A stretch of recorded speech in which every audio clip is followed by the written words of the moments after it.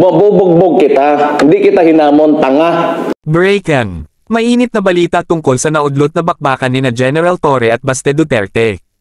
Matapos ang hindi pagsipot ni Baste sa inaabangang harapan nila ni General Torre, naglabas na ito ng kanyang sagot.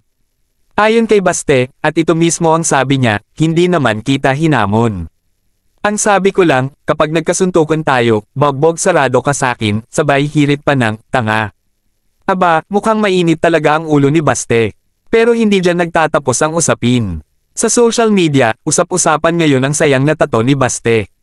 May ilang mga netizens at reporters ang nagsabing, sayang ang tapang sa tato, kung hindi ka naman sumipot sa laban.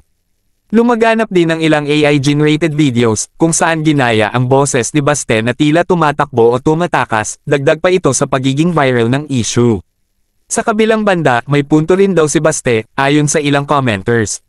Wala raw malinaw na agreement o kontrata sa pagitan nila ni General Torre.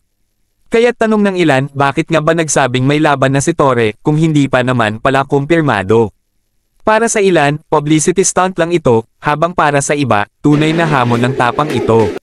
Pero isa lang ang malinaw, ang taong bayan, gutom na sa totoong aksyon at hindi puro salita. Abangan natin kung may part 2 pa ito. O baka naman mauwi na lang sa sagutan sa social media at wala ng totoong bakbakan.